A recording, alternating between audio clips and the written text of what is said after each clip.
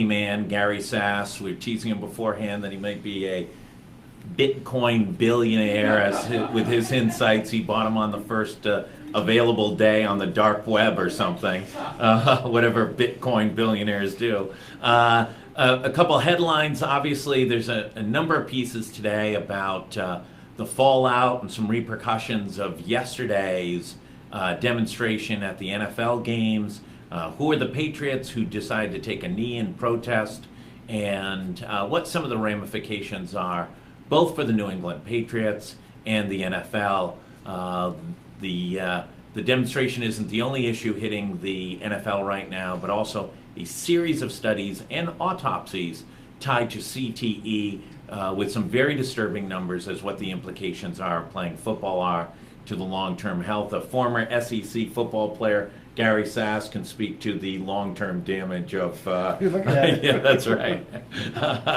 But all kidding aside, the numbers are horrific. If you get a chance, take a look at it. It does begin to make you rethink the entire Sunday experience a little bit. Malcolm Gladwell had a piece in the New Yorker about 10 years ago, really predicting all of this, that the brain concussions and brain damage issue would at some point catch up with the NFL, and they would have to rethink even how the game is played.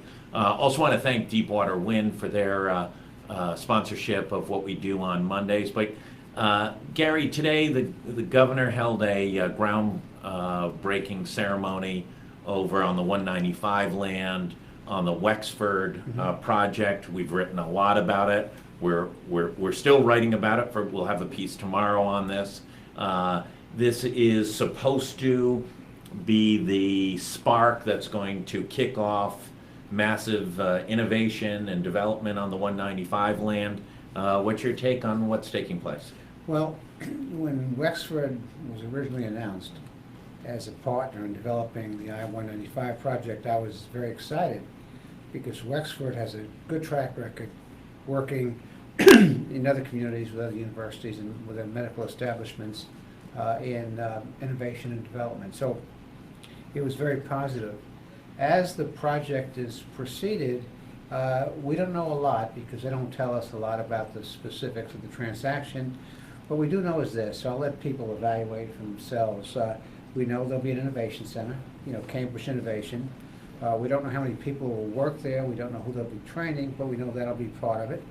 We know there'll be a hotel, Starwood Hotels and Develop Hotel. We know Brown University School of Professional Services is going to move across the street and occupy space. We know that Johnson & Johnson, with between 40 and 50 employees, will occupy space there. And so with those kinds of tenants, so you and I can make money on that project. Yeah, right. The anchors are guaranteed.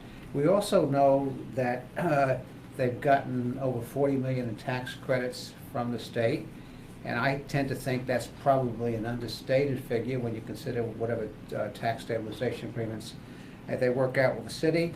And we know they have a goal, they've stated their goal of creating 800 jobs.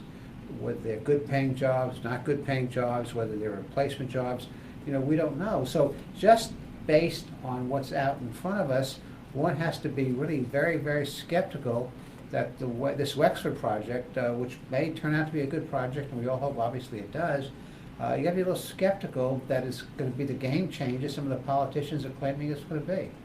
Well, certainly, if I've been up to CIC in Cambridge, and it is a remarkable environment. It is the crashing together of startups with genesis from Harvard and from MIT, and also the Boston environment has 100 venture capital and private equity groups focused on funding cool ideas being brought forward by cool scientists with cool ideas.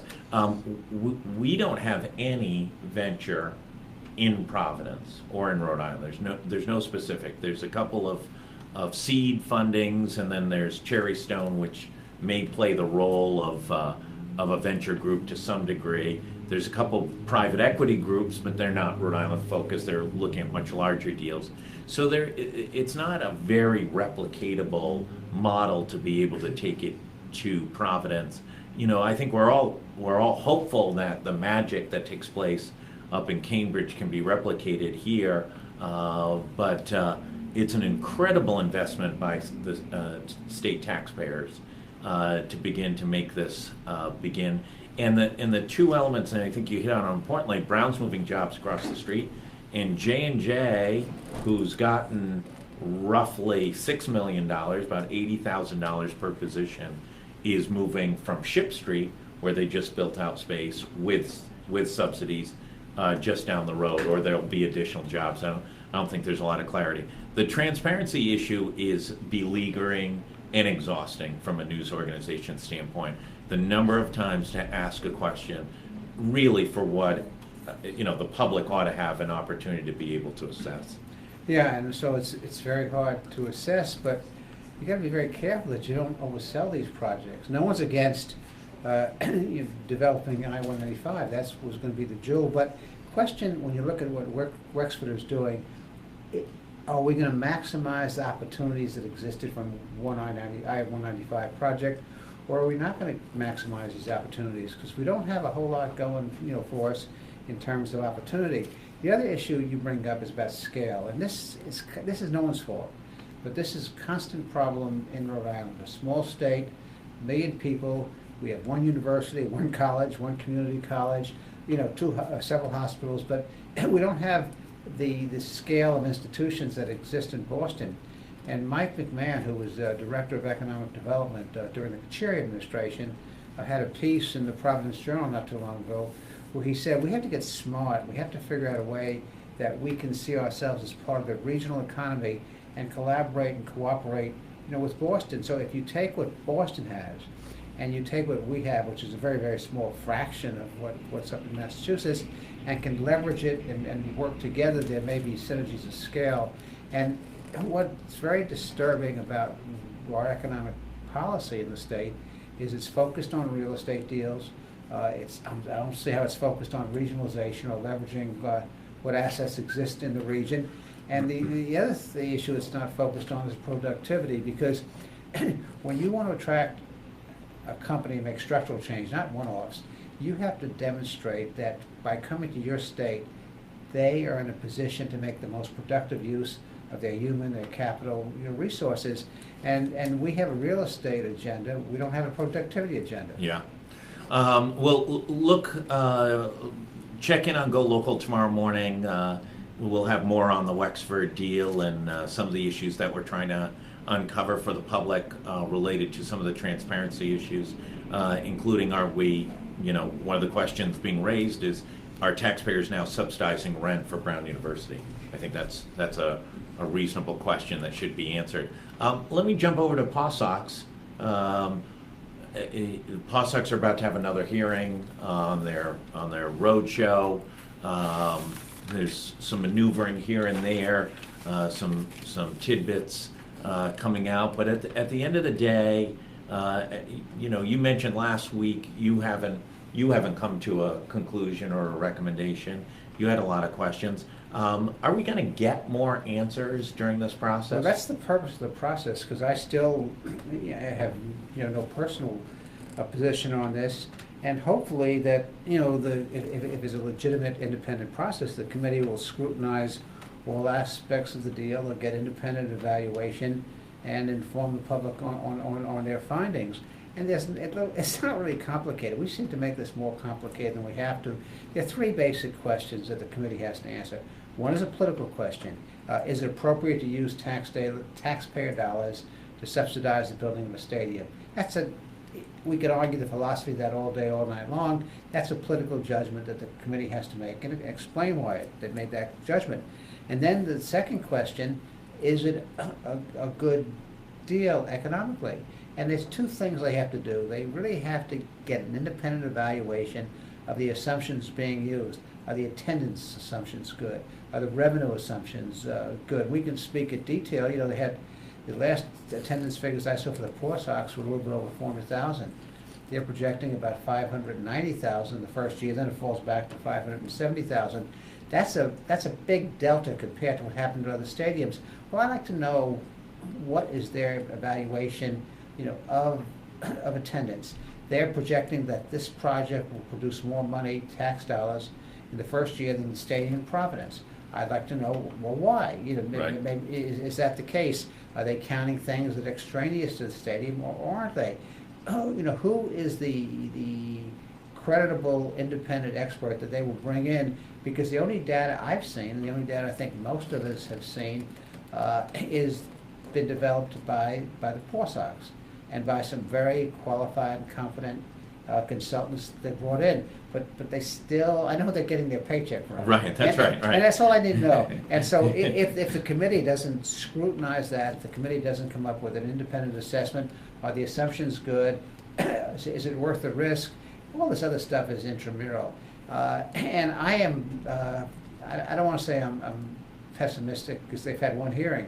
The one hearing they had, I thought wasn't particularly helpful, but I don't know who they're speaking to behind the scenes. I don't know, who their fiscal staff or the set of fiscal staff, is dealing with, and the quality of the work that, is coming forth. But at some point, the committee, more than just hearing from every Tom, Dick, and Harry in the state, which is fine, that's great, they really need to put on the table what their independent professional findings were, so we can compare alpha to beta. And right now, that doesn't appear what's happening. Well, listen, we've had on News Editor Kate Nagel's had probably 5 different academic experts on the issue of stadium financing from around the country. Brookings obviously had come out with sort of a cumulative review of all the academic studies. I have not seen any of those folks on the proverbial witness list. If they were trying to create a higher level of cynicism, they couldn't done any better than that first hearing of just stacking it. But the witness list has to be more than academics who did a study 30 miles away. Yeah. And it has to be more than some peer-reviewed research, which Brookings did, and Brookings obviously did Yeah. a good job at that. They really have to get testimony people who have looked at this deal Yeah. and done due diligence and crossed the T's and dotted the I's and said, this is why we think their assumption on attendance is good. We may think it's understated. Or this is why we question their projections on attendance. This is why it'll produce more tax revenue than a stadium in Providence would have produced. This is the revenue that'll be produced directly from the stadium, and this is the revenue that may be produced 10 years from now from developments along with Blackstone. That's that is, people understand it. Don't underestimate people. That's the kind of expertise they have to bring forward. I'm less concerned, with academic economists, coming and giving me a Sure. global picture and smoking a pipe and leaving and collecting a check for consulting. I want somebody to get into the weeds. I want somebody to tell me, are the attendance assumptions good? Are the revenue assumptions good? What are the revenue assumptions composed of? What directly comes from the ballpark? What comes from collateral development? If any, and then the people can judge. I would take it one step further, and this is you have to be sympathetic and sensitive to the times. There's always going to be, regardless of the decision that the legislature makes, and I think in some ways, regardless of the integrity or the thoroughness, comprehensiveness of the process, there's a credibility problem in the state, because it Right. goes through history. And you really, to bring us all together, I think there are 2 ways to deal with the credibility problem. I think the first way is subject to a vote. People then will make a judgment, and I think people will make an informed judgment. And second, we talked about this last time, and I see Pat Morgan has raised the issue in the legislature. Absolutely. You can't spend public money for private purpose without 2/3 vote. Yeah. The Constitution is very, very, very clear on that. They can kind of weasel their way around that, but I will tell you this, having some experience, selling, public bonds, you have to get a clean opinion from bond counsel. And I'm just curious, knowing what's in our Constitution, how a bond counsel could not disclose that. And once that's disclosed, you don't have a clean opinion anymore. Right. And if you don't have a clean opinion, you pay with the ears, the nose, and the Yeah. eyes. It gets very expensive at that point. If you were a betting man right now, you gonna bet on this thing? Yeah, well, if I bet, betting, is that betting legal in the state? I don't know. You can bet your bitcoins anytime on Go Local Live Business Monday. Well, yeah, and I'll get a really good odds on that. Yeah. My guess is that the political power exists, with the people who favor the proposal. And so I don't want to handicap something, but it would seem to me that the opponents have less political clout than the proponents, and if that's true, then the obvious conclusion is. Governor wants to own this thing and take it on for a 2018 election question. She owns it now. I've Yeah. heard the governor say that she thought it was a good deal. She fully supported it. I don't know what the Republican candidates would think. I know one Republican candidate, potential candidate, they're all presumptive, has said that she was opposed to it. But it's a deal, and the latest polling information I saw, which is ancient, Yeah. showed about 2/3 of the people favored a stadium, favored keeping the Poor Sox here. But when you ask the question, should public money be used, it flipped. Yeah. And 2/3 opposed that. So it's really, and that's why it's really important for the process to be not only transparent, but complete, and really be able to give the proponents, answers to questions. Not that their consultant, they brought some hired hand in from Baltimore, said that this makes economic sense, but the legislature got somebody and said, yeah, this is how we justify the attendance figures, this is how we justify the revenue figures, this is how we justify the tax figures. Now, we can't say that with certainty, but we think those are risks worth taking, and then the dynamics could change. But if it's viewed as being crammed down people's throats, then I think it's a political negative for whoever's on that side of the fence. Let's finish up with a little discussion on Washington, D.C. Always a bastion of friendship and bipartisanship. John McCain on Friday, I think it was, announced that he would oppose the latest version of the Republican version of revamping or repealing and replacing, or whatever the correct term of art is. And then Rand Paul came out today and announced that he also was opposed to the latest GOP version. Where are we with this? Well, the country's up a creek, because let me just go back a step and put it in perspective for you. Healthcare financing is the largest single expenditure of the government today. It's larger than the defense budget. It's multiples larger than Social Security payments. Back in 1962, we spent about 2% of the federal budget on healthcare. Today, with a much larger federal budget, we spend almost a third. Yeah. Okay, that's point one. Point two, whether it's Democrat or Republican, there needs to be adults in the room, because it's very clear you have to achieve a balance between what you can afford and what kind of coverage. And so, regardless of what Bernie Sanders says, you can't cover everything for everybody. Economically, it's just we don't have the capacity. So the question politically is, how do you achieve that balance? And the way it's boiled down the last 8 years of Obama, and now with the Republican Congress, is it's become a very partisan issue. And the Republican numbers in the Senate are so close that when you lose 1 or 2 or 3 votes, You're done. The ball game is over. So a logical person would say the ball game is over. The Cassidy-Graham bill basically did something that, the liberals who are calling for states' rights on immigration all of a sudden don't like states' rights on health issues. And it basically took the subsidies that were given to the insurance companies to make care more affordable, and the Medicaid expansion, and put it in a block grant, gave the states flexibility, put a cap on Medicaid spending, which drive states broke over a period of time, and claim that they're protecting pre-existing conditions by having an access and adequate clause in the bill. It's not pure. It's a compromise. Yeah. Republican Party is not it has such thin margins that they can't get to their with that. So what's been happening? A couple of things have been happening. They've made some changes to the bill. One change to the bill is they changed the distribution.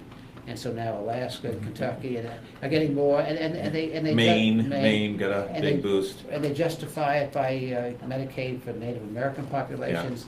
Yeah. They justify it in the case of Alaska for the way poverty is measured. They also supposedly tightened up on the regulatory process to keep some of the conservatives happy. So they're in this constant reactive mode. And right now, I would think they don't have the vote. So the question is, where do you go from there? And there are 2 places where we go. There's 2 options. One option is to do nothing. Yeah. And if you do nothing, then you basically depend upon the goodwill of the Trump administration to fund the subsidies. Whether they will, they don't, or how long they will, nobody knows. And so you have basically a system that's very uneven. Some states have good Well, let me ask you a question. Trump's flipped on the Republicans on two recent examples, on debt ceiling and on Dreamers. Could he flip and yes, yeah. Who knows? I'm a Republican. I'm not, I'm not going to criticize somebody else as a Republican. But the do nothing one means that you guarantee insurance. You have health insurance, but no access, and it's very mixed. So a state like Rhode Island will have, because we spend a lot, will have access and insurance. Other states, won't. So we don't. And some states are down to no one insurer, Yeah. no insurer type of So situation. you have nothing. The second option, which my good friend Lamar Alexander is working on, who's chairman of the Senate Committee on Health Education and Welfare and Pensions.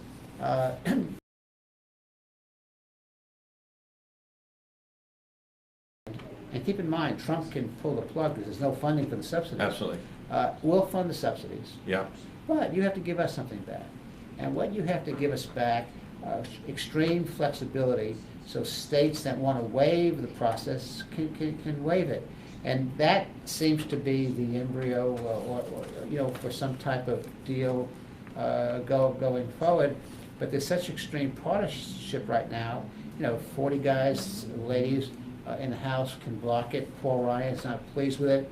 I know Orrin Hatch is not pleased with it because he's having a jurisdictional discussion with Lamar right now. Over committee of Finance responsibilities. committee versus. Yeah, right. Yeah, he thinks Lamar's kind of reaching out, and Lamar's I've worked with him back in a governor's administration back in Tennessee 40 years ago. So he's a very thoughtful, guy, and so is Orrin Hatch. And so you got that politics has come in, but you do nothing, and you take a chance on Trump funding the subsidies, or everybody has insurance and nobody has access in a number of places, or you work out the compromise by giving the states more flexibility in return for the feds funding the subsidy. And I think after this week, because the hurdles that Republicans have to get over, you can only do reconciliation for 5 or 6 more days. That's right. And after that, it's undoable. Right, that's right. So, listen, I appreciate you coming in as always. We talked about Wexford, they got $40 million. We talked about the Paw Sox, they're on the doorstep of getting $38 million. We're on the feds, and there's subsidies flying everywhere, and we're talking to the money man who's just jingling as he comes in and out. Always appreciate you coming in. Great perspective,